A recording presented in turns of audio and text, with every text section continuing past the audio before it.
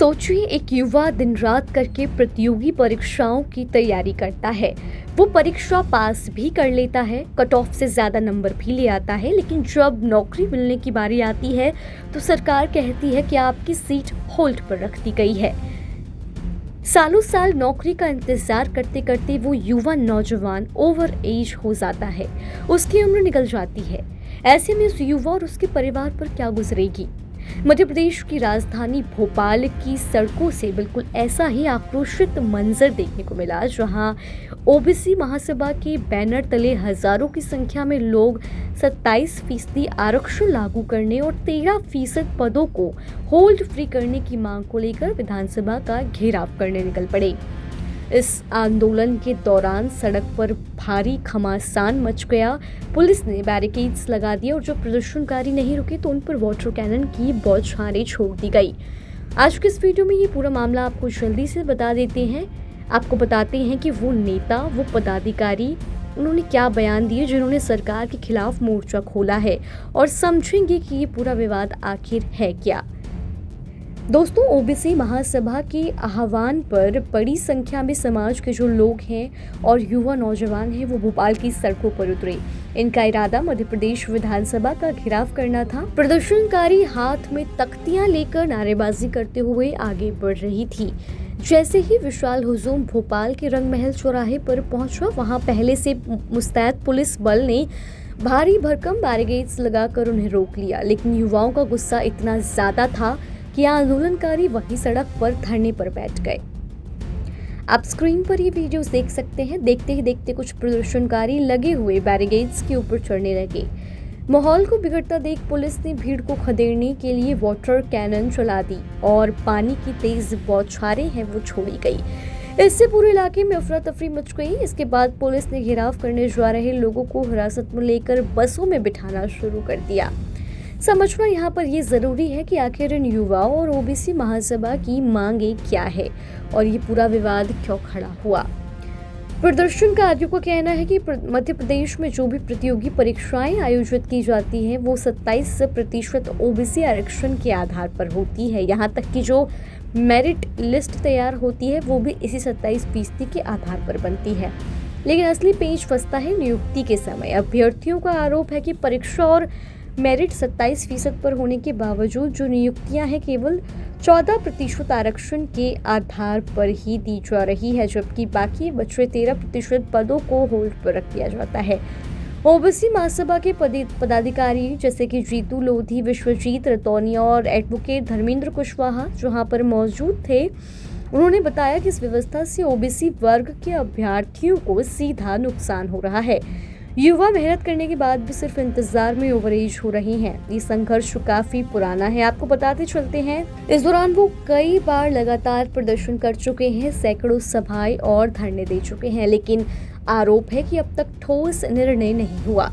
इस आंदोलन के दौरान ओबीसी महासभा के मंच से व्यवस्था को लेकर कई सवालिया निशान छोड़े गए, जिसने राजनीतिक गलियारों में हलचल मचा दी।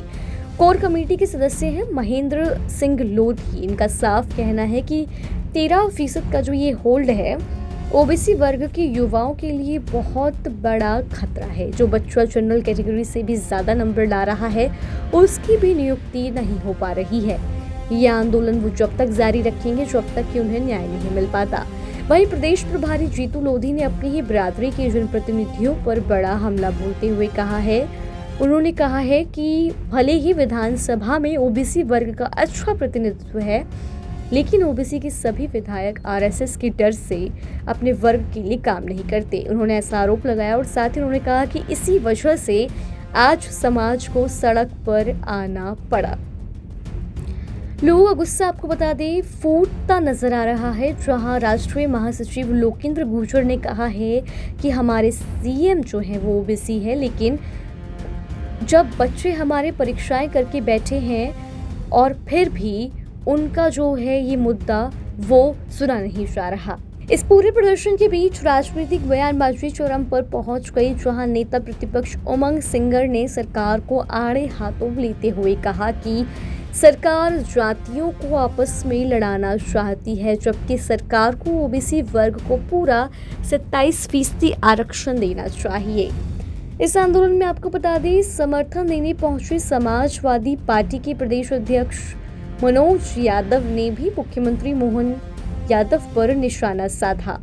उन्होंने कहा कि अगर सरकार को आरक्षण देना होता तो वो बहुत पहले डंके की चोट पर दे चुके होते, लेकिन वो ऐसा नहीं कर पा रहे क्योंकि वो बीजेपी के ओबीसी हैं। उन्होंने वादा किया कि अगर उनकी सरकार आती है तो 27% को बढ़ाकर सीधे 52% आरक्षण कर देंगे। पिछड़े वर्ग की भारतीय जनता पार्टी की सरकार जो अनदेखी कर रही है, संख्या के आधार पर 52% से अधिक जनसंख्या है पिछड़े वर्ग की, जो ओबीसी समाज की मांग है, समाजवादी पार्टी उसको समर्थन करती है और इस सरकार को चेतावनी देती है कि यदि आरक्षण नहीं लागू करेंगे तो सड़क से लेकर संसद तक संघर्ष होगा। और माननीय राष्ट्रीय अखिलेश यादव जी ने कहा है कि पिछड़े वर्ग को, पीडीए को पूरा हक, न्याय, अधिकार दिला के मानेंगे और अगर ये नहीं सरकार देती है तो इसको हटाएंगे। जब हमारी सरकार आएगी तो सरकारी संस्थानों में नहीं, प्राइवेट संस्थानों में देने का काम करेंगे। ओबीसी महासभा ने आज जो ये प्रदर्शन रखा है उसका कांग्रेस पार्टी पूर्ण जोर से समर्थन करती है और ये कांग्रेस पार्टी थी जिसने मध्य प्रदेश में ओबीसी को 27% आरक्षण देने का काम किया था। लेकिन जिस प्रकार से लगातार भारतीय जनता पार्टी उसको लागू करने में जो ढिलाई बरत रही है, तमाम तरह के बहाने बना करके, कभी कोर्ट का आड़ा लेकर के कोर्ट में सही तरीके से अपना प्रस्तुतिकरण नहीं करने के कारण उसका नुकसान जो है हमारे ओबीसी के लोगों को हो रहा है। तो हमारी मांग है कि हमारे हमने 27% आरक्षण जो कांग्रेस पार्टी ने लागू किया था उसको तत्काल प्रभाव से लागू करे, अन्यथा इसके जो परिणाम है वो भारतीय जनता पार्टी की सरकार को भुगतने के लिए तैयार है। ओबीसी को आरक्षण नहीं और यूसीसी को लेके समान नागरिकता जल्दबाजी में ला रहे, सिर्फ अपने आरएसएस के एजेंडे को लेके। लेकिन इनके पास पिछले 22 साल से पिछड़ों के लिए समय नहीं। जब आप समान नागरिकता कानून पे, बिल पे बात कर सकते हो तत्काल ला के विधानसभा में, तो ओबीसी आरक्षण को लेके क्यों नहीं बात करना चाहते हो? हमने कई बार मोहन यादव जी को कहा, सर्वदलीय बैठक हुई, उस बैठक में कहा क्या आप क्या परेशानी है इन्हें देने में, लेकिन हमेशा कोर्ट का बहाना करते हैं। मैं प्रदेश के ओबीसीओ पिछड़ों से कहना चाहता हूं, ये लड़ाई अब अंतिम दौर में आपको लड़ना पड़ेगी। आपने 22 साल पूरा राज देखा इस भारतीय जनता पार्टी का, पिछड़ों को कभी सम्मान नहीं मिला। अब आपको आपके अधिकार के लिए सभी लोग सड़कों पे हैं। मैं आपसे कहना चाहता हूं, आपकी आने वाली पीढ़ी के लिए, आप युवाओं के लिए, कि कांग्रेस पार्टी आपके साथ खड़ी है। आपको बता दें, ये सिर्फ बयानबाजी तक नहीं रुकी। छतरपुर की ओबीसी महासभा जिला अध्यक्ष राजलक्ष्मी कुशवाहा ने तो बेहद ही आक्रामक रुख आजमाते हुए कहा है कि अगर मांगी पूरी नहीं होती तो उग्र आंदोलन जो है वो बड़े पैमाने पर किया जाएगा। तो दोस्तों, मध्य प्रदेश में ओबीसी आरक्षण और 13% पदों को होल्ड फ्री करने का जो ये मामला है पूरी तरह से आर पार की लड़ाई में तब्दील हो चुका है।